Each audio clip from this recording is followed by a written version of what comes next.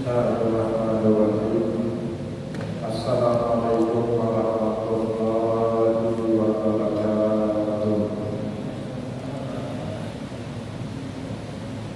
Alhamdulillah, alhamdulillahilladzi ja'ala al-ilma taharatan nufus wa nuran lil basair wa hadiyan ilal jannah. Asyhadu an la ilaha illallah wahdahu la syarika lah wa asyhadu anna Muhammadan abduhu wa rasuluhu shadiqul burhan.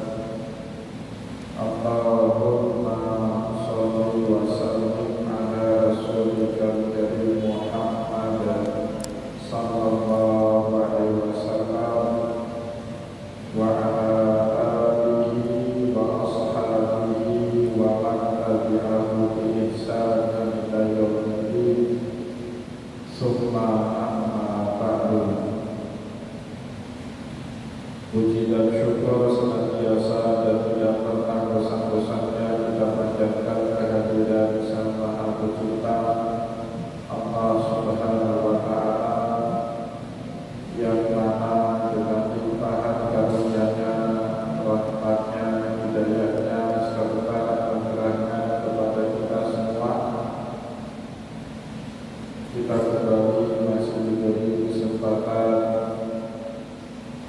kesehatan dan usia panjang oleh Allah untuk sama-sama dan senantiasa mengabdikan diri kita di jalannya dengan menjalankan segala perintahnya dan menjauhi semua larangannya. Salawat dan salam juga tidak pernah lupa kita aturkan kepada junjungan alam Nabi besar Muhammad sallallahu alaihi wasallam, di mana beliau telah bersabda dalam sebuah hadisnya, man arada dunya fa'alaihi bil ilmi wa man arada al-akhirata fa'alaihi bil ilmi wa man arada al-umama fa'alaihi bil ilmi. Barang siapa yang mau bahagia di dunia, maka caranya dengan ilmu, dan barang siapa yang mau bahagia di akhirat, juga caranya dengan ilmu. Dan bagi barang siapa saja yang mau bahagia di dunia dan akhirat, juga caranya dengan ilmu pengetahuan. Bapak Ibu kaum muslimin dan muslimat jamaah sholat maghrib dan juga isya yang diberkati oleh Allah, mari pada kesempatan malam yang baik dan penuh dengan kemuliaan ini, sambil kembali kita di rumah Allah, mari sama-sama kita kembali melanjutkan pengajian fikih kita dengan kitab Al-Fiqhul Islami wa Adillatuhu karya Syekh Wahbah Az-Zuhaili rahimahullahu ta'ala. Dan insyaallah pada kesempatan malam ini kita kembali akan melanjutkan bahasan kita mengenai ahkam sholihi, hukum-hukum syariat yang berkaitan dengan perdamaian dua belah pihak yang bersengketa atau akad rekonsiliasi dalam sengketa muamalah, yang menjadi pembahasan kita dari pada pertemuan yang lalu. Dan insyaallah pada malam ini kita akan melanjutkan kembali penjelasan yang diberikan kepada kita oleh Syekh Wahbah Az-Zuhaili. Bapak Ibu kaum muslimin dan muslimat jamaah pengajian yang dimuliakan oleh Allah, selanjutnya setelah pada pertemuan yang lalu kita telah membaca bahwa as-sulhu ataupun rekonsiliasi itu sunnah dan sangat dianjurkan dalam semua lini kehidupan manusia.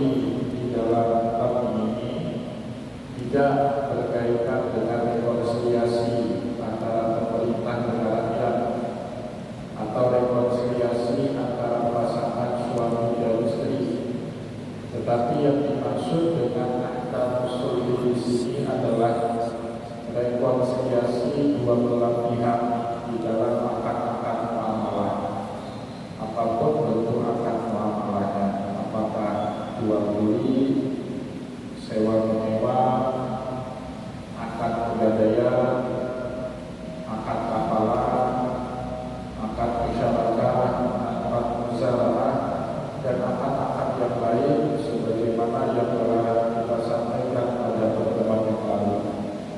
Kenapa ahkam ushuli atau pembahasan tentang rekonsiliasi ini dianggap penting oleh para ulama di dalam bab muamalah? Karena Bapak Ibu yang dimuliakan oleh Allah, mau diakui atau tidak, yang paling banyak, salah satu yang paling banyak memunculkan konflik dan sengketa dalam kehidupan kita manusia, hal yang berkaitan dengan uang. Tujuan muamalah itu kan menghasilkan uang dari satu akad dengan akad yang lain. Bapak itu buat apa? Menjadi penjual untuk dapat keuntungan dari barang yang kita jual. Begitu juga kenapa pembeli mau mengorbankan senilai uangnya untuk membeli barang, karena menurut dia barang itu sangat dia butuhkan. Bagi seorang penulis, laptop di zaman sekarang itu kebutuhan primer. Dia tidak bisa cari duit kalau tidak ada laptop. Bagi seorang olahragawan, pemain sepak bola misalnya, sepatu bola itu kebutuhan. Kalau dia tidak ada sepatu sepak bola, bagaimana caranya dia bertanding mencari nafkah dengan bermain sepak bola? Maka saat ada kebutuhan, pembeli kebutuhannya terhadap barang yang ingin dia beli, penjual kepentingannya mendapatkan laba dari barang yang dia jual, pasti ini rentan dengan konflik dan sengketa. Jadi salah satu dalam sejarah peradaban umat manusia yang paling banyak membuat satu orang marah dengan orang lain, satu orang tidak lagi akur dengan orang lain, apapun hubungan orang itu dengan orang lain, jangankan hubungan persahabatan dan lain, hubungan darah saja bisa putus, itu hubungan nasab bisa putus. Kalau sudah bicara mengenai masalah uang, anak tega menggugat ayah kalau sudah berbicara masalah uang, atau saudara tidak lagi menganggap dia sebagai abangnya, kakaknya kalau sudah berbicara mengenai masalah uang, apalagi sekedar hubungan sahabat kembali. Maka oleh sebab itu di dalam bab muamalah, Syekh Muhammad Az-Zuhaili merasa penting untuk menjelaskan betapa pentingnya kalau di kemudian hari dalam akad-akad muamalah yang kita lakukan terjadi sengketa, terjadi perselisihan, maka ada jalan keluarnya di dalam syariat. Salah satu jalan keluarnya namanya as-sulhu, didamaikan, direkonsiliasikan. Dan pada pertemuan ini insya Allah kita akan melanjutkan bacaan kita dengan asyuriyatuhu, dalil-dalil yang mensyariatkan kedua belah pihak yang bersengketa sebelum menggugat sana sini, terlebih dahulu mereka harus menempuh jalur damai. Jadi jalur hukum itu Bapak Ibu sebagaimana dalam hukum positif, sama juga di dalam syariat. Itu jalan terakhir, bukan jalan pertama. Jadi jangan pernah di dalam pikiran kita ingin menyelesaikan masalah muamalah lewat jalur hukum. Apalagi maaf di Republik Kazakhstan, Bapak Ibu menempuh jalur hukum itu sama bunuh diri, Bapak Ibu, habis duit diperas sana sini. Di Republik Kazakhstan, saya maksud bukan Republik Indonesia, di negara sana Asia Timur sana. Sewa pengacaranya mahal, hakimnya minta duit, aduh, capek itu urusan. Di Republik Kazakhstan itu Bapak Ibu yang jangan pernah berurusan dengan dua perkara. Kalau bisa jangan pernah berurusan dengan dua perkara.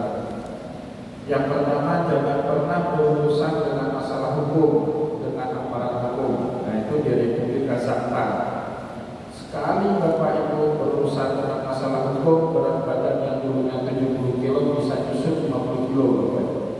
Tidur gak enak, makan gak lezat, sakit, lihat kepala seperti ini tiap hari.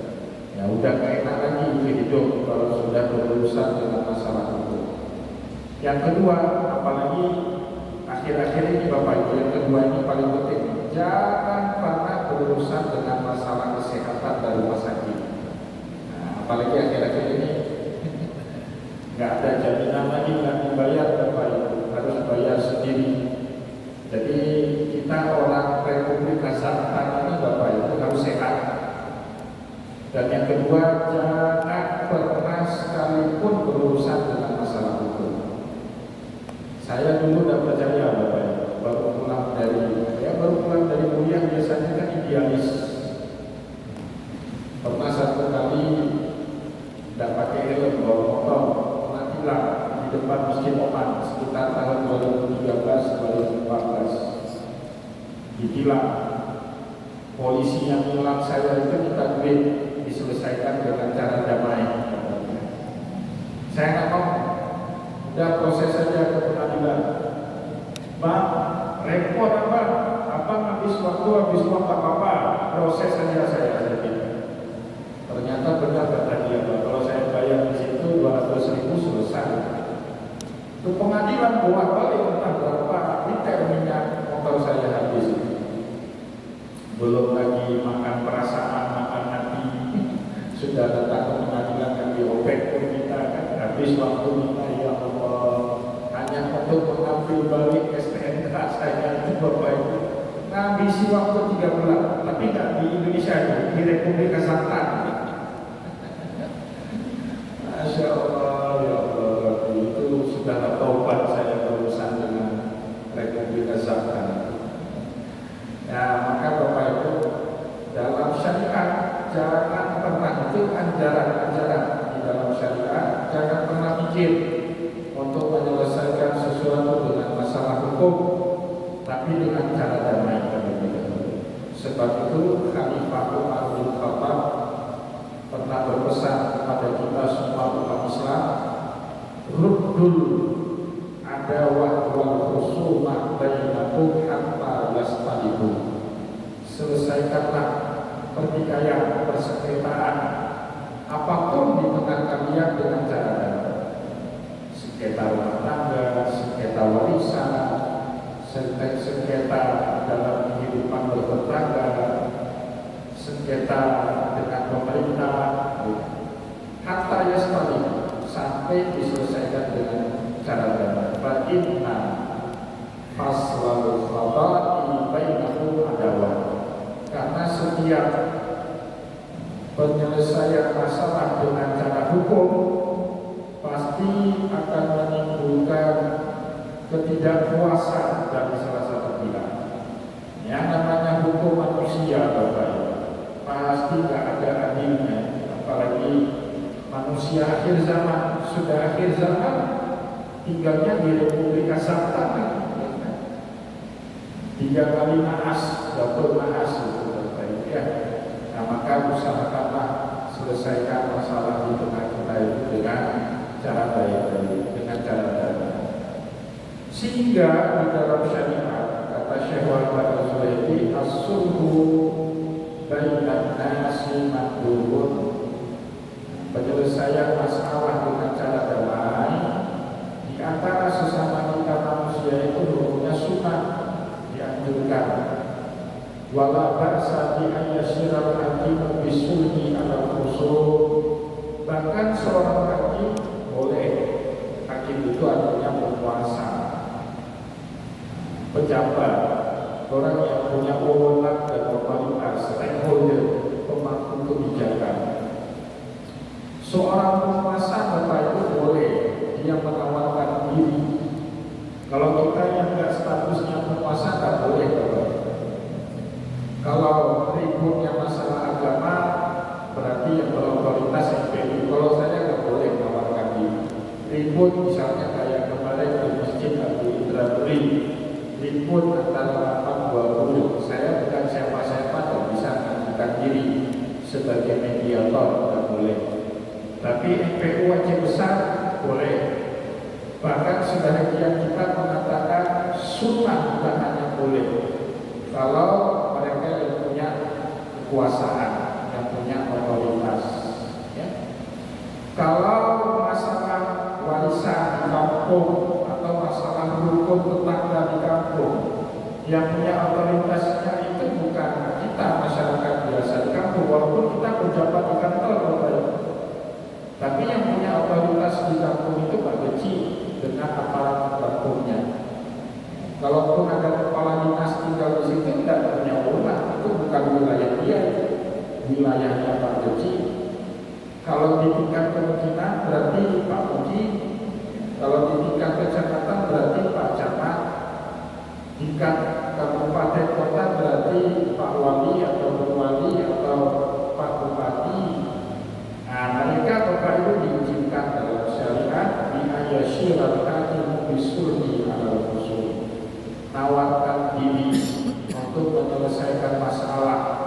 Apalagi kalau masalah itu Bapak Ibu berkaitan dengan hajat kehidupan orang banyak. Kalau saya nggak salah ingat, ini sudah sedikit kita sebut pada pertemuan yang lalu ya. Misalnya ribut Bapak Ibu kemarin waktu salah satu kampus di dekat wilayah kita, kampus swasta besar, mahasiswanya puluhan ribu, dosennya hampir 1000-an, dosen pegawai gaji untuk kebutuhan hidup mereka dan keluarganya dari situ, mahasiswa kuliah di situ. Kalau itu tidak diselesaikan konfliknya, maka akan berdampak luas. Dosen tidak bisa digaji, pegawai tidak bisa dibayar upahnya, mahasiswa akreditasi prodi dan kampusnya mati, dan terus. Itu dalam keadaan itu menurut hemat saya Bapak Ibu bukan lagi sunnah seorang penguasa intervensi, bahkan hukumnya wajib. Kenapa? Sudah berkaitan dengan kehidupan hajat orang banyak. Itu harus pemerintah, bupati harus masuk intervensi di sini, mendapatkan bertindak sebagai mediator. Wala yujbiruhum alaihi, meskipun seorang penguasa bisa diizinkan dalam syariat masuk untuk menengahi masalah pertikaian orang yang ada di bawahnya, tetapi dia tidak bisa memaksa. Wakah damai guna, aku wakah dua, itu tidak boleh. Namanya perdamaian itu tetap kehendak bukan dari mediator, kehendaknya dari para pihak yang bersengketa. Pak Kecil misalnya di kampung dia itu ada suami istri berbagi, bertengkar, suami menjelek-jelekkan istri, istri tuduh suami selingkuh, kemudian masuk Pak Kecil mendamaikan. Maka ada medu, lo mesti menghadapi ketika 30 itu maksa. Oleh kita berusaha, tapi tidak boleh adanya maksa, apalagi ngancam. Maka di sini selanjutnya disebut wala yaliqu fihi ilha'a yushbihul ilzam. Tidak boleh penguasa yang punya otoritas mendesak para pihak yang sedang bersengketa sehingga terkesan dia seperti memaksakan kehendaknya agar para pihak itu mau damai. Walaupun baik kayaknya, tapi tidak boleh haknya dia. Kita kan nggak tahu cerita sesungguhnya di balik dua orang ini kenapa bersengketa. Nah, oleh sebab itu peran kita hanya memediasi sesanggup dan semampu kita, ya, sesuai dengan kapasitas yang kita miliki.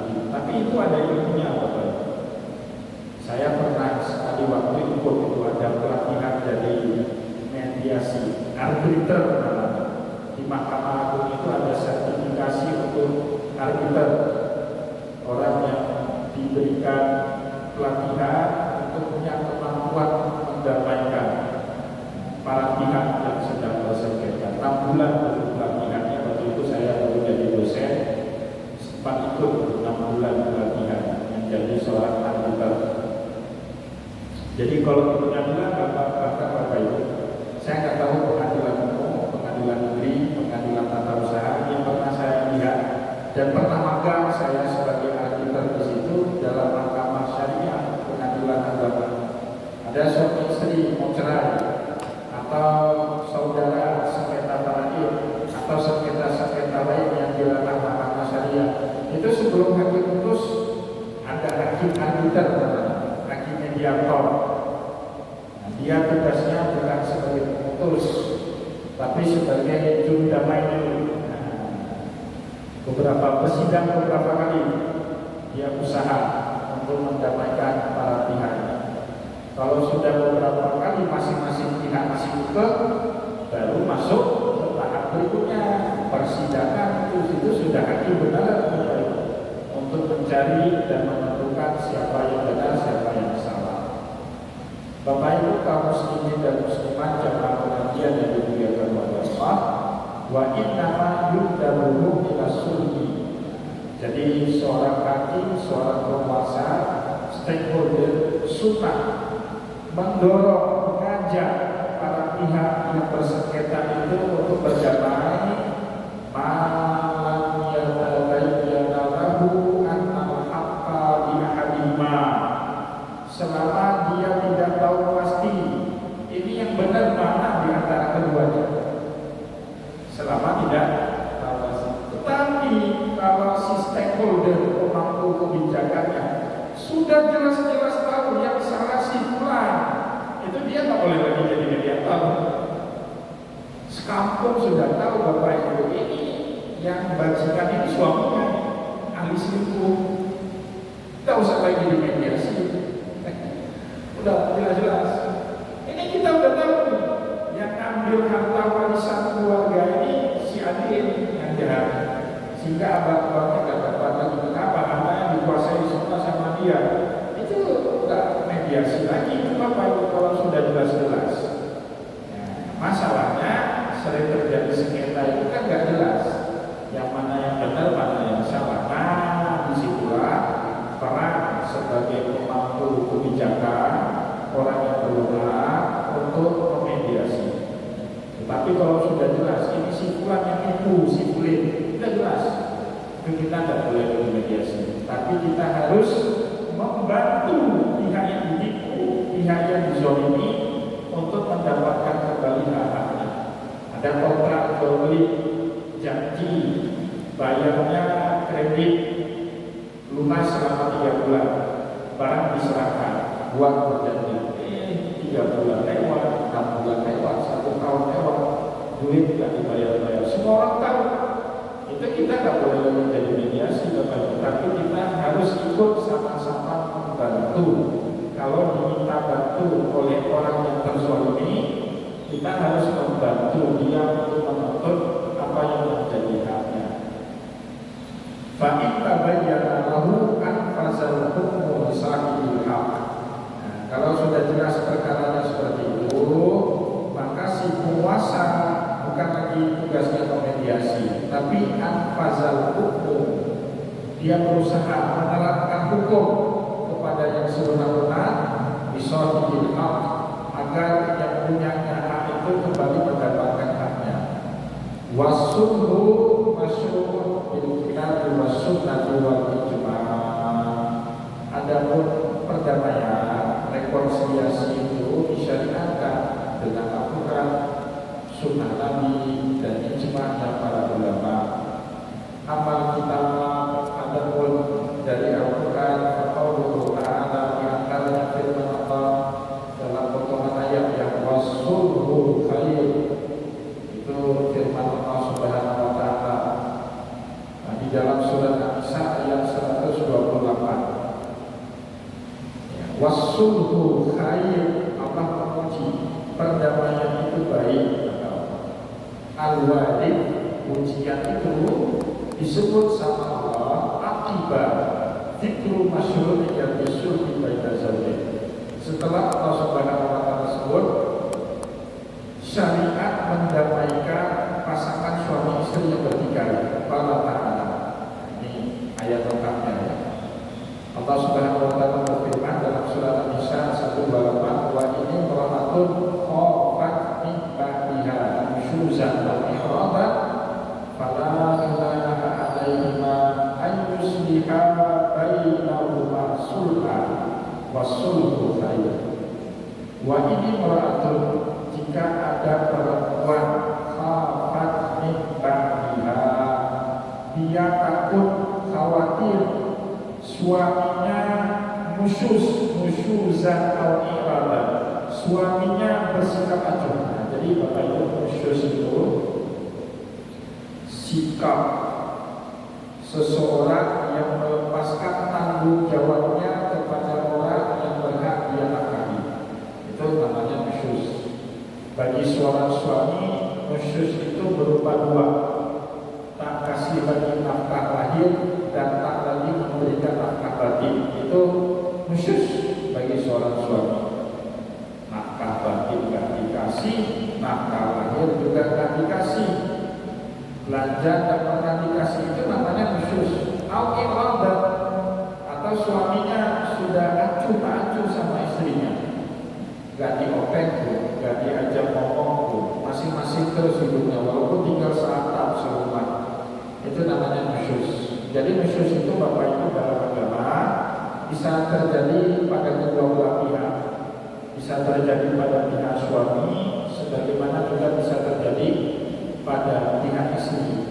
Nusyuz pada pihak istri itu Allah Subhanahu wa taala juga sebut di dalam Al-Qur'an.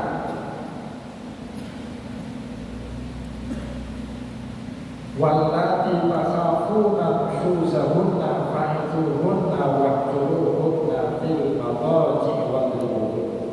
Dalam surah An-Nisa ayat 34 Allah Subhanahu wa taala berfirman, wallati takhafuna nusyuzahunna, dan istri-istri kalian yang kalian takuti melakukan perbuatan nusyuz. Istri itu apa nusyuznya? Kalau dia tidak lagi patuh dengan perintah dan permintaan suaminya, itu nusyuz dari perempuan. Suaminya sudah bilang, kau jangan keluar rumah kecuali kasih tahu saya. Dia keluar rumah, nusyuz Bapak. Kamu jangan kemana-mana hari ini, bahkan jangan pulang ke rumah orang tua, tapi dia lakukan, itu nusyuz. Istrinya ingin naik umrah, tapi suaminya dari sini. Pergi juga dia berangkat haji atau umrah, itu nusyuz. Batal hajinya itu tidak sah. Tidak boleh kecuali haji wajib ya, Bapak. Kecuali haji yang wajib itu suami tidak punya hak.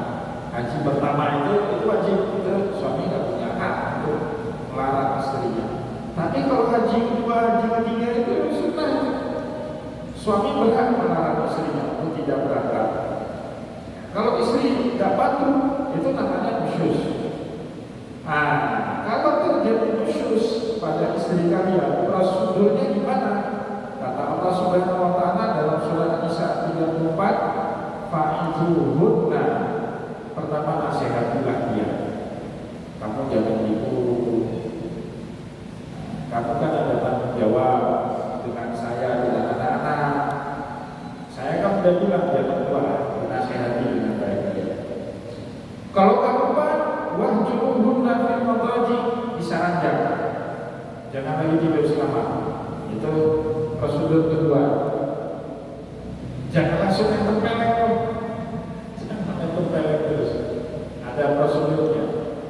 Kalau sudah dinasihati baik-baik, masih berulang, disarankan makin menjadi-jadi, wadribuhunna, diizinkan pukul sama Allah.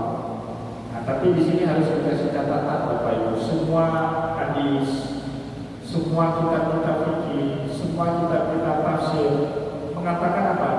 Yang dimaksud wadribuhunna di sini dua. Yang pertama,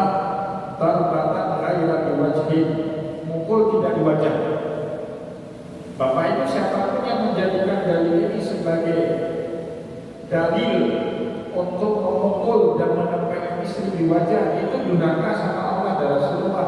Bukan itu yang dimaksud sama Allah.